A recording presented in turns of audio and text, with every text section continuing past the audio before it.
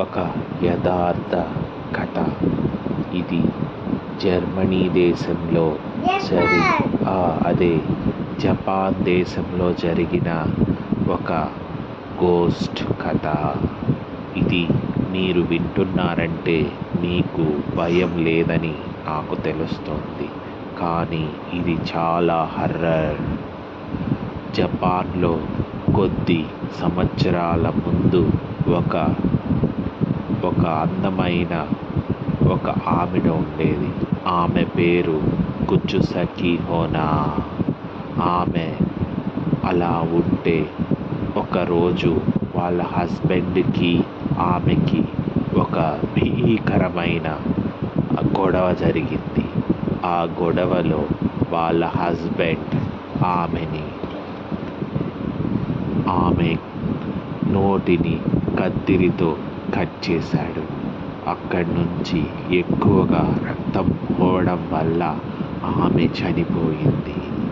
అలా చనిపోయిన తరువాత కొద్ది రోజులకి అతను ఆ ఊరిని వదిలి ఎక్కడికో ఎవరికి తెలియకుండా వెళ్ళిపోయాడు. తరువాత అప్పటి నుంచి ఒక మాస్క్ వేసుకున్న ఒక లేడీ అర్ధరాత్రి తిరగడం మొదలయ్యింది. ఎవరైనా ఒంటరిగా ఉన్నారు అంటే వాళ్ళ దగ్గరకు వెళ్ళి ఆ మాస్క్ వేసుకున్న ఆమె నేను అందంగా ఉన్నానా అని అడిగేది. వాళ్ళు అవును అన్నారంటే ఆమె ఆ మాస్క్ తీసేది. అప్పుడు ఆమె నోరు కత్తిరించినలాగా భయంకరంగా ఉండేది. అప్పుడు మళ్ళీ సేమ్ క్వశ్చన్ అడిగేది, నేను అందంగా ఉన్నానా అని. వాళ్ళు లేవు అంటే అక్కడికక్కడికే పొడి చేసేది. ఉన్నావు అంటే వాళ్ళను కూడా అదే విధంగా నోటిని కత్తిరించి చంపేది.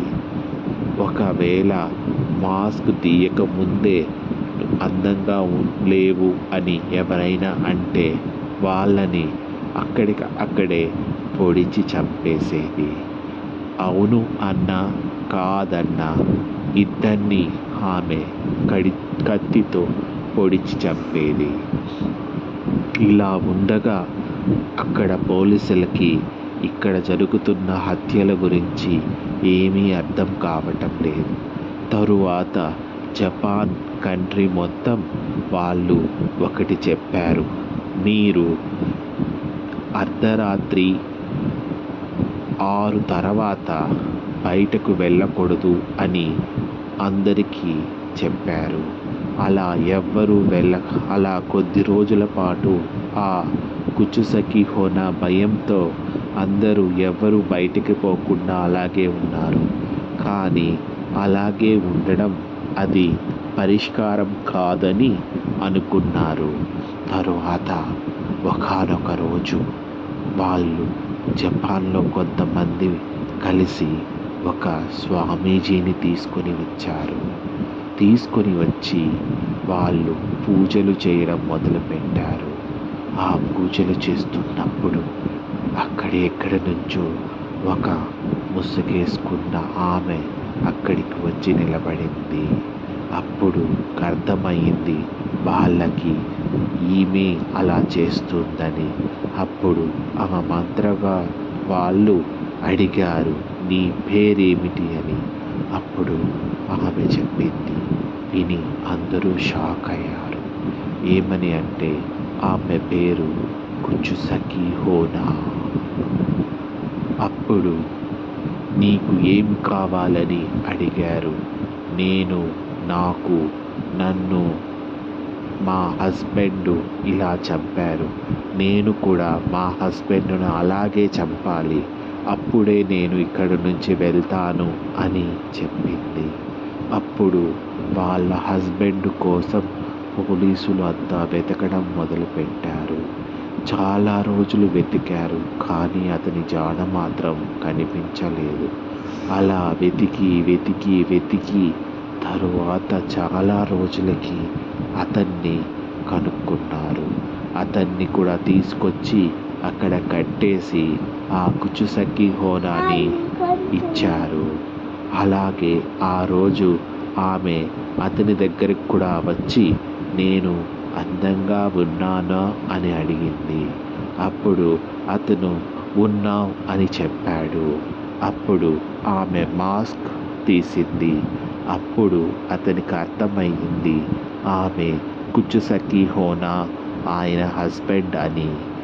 అప్పుడు నన్ను చంపద్దు అని అతను అరవడం మొదలుపెట్టాడు.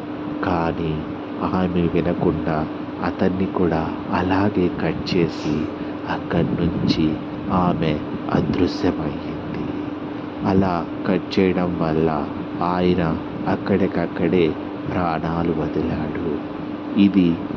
ఈ సమస్య తీరిపోయిందని జపాన్ దేశమంతా సంబరాలు చేసుకునింది.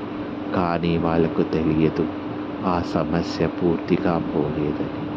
ఎందుకంటే ఇంతకుముందు కుచుసకి హోనా చేసినట్లే ఇప్పుడు కుచుసకి హోనా హస్బెండ్ చేయడం మొదలుపెట్టాడు. వాళ్ళకి ఈ ప్రాబ్లం ఎలా సాల్వ్ చేయాలో అర్థం కాలేదు. ఇప్పటికీ అలాగే కంటిన్యూ అవుతోంది.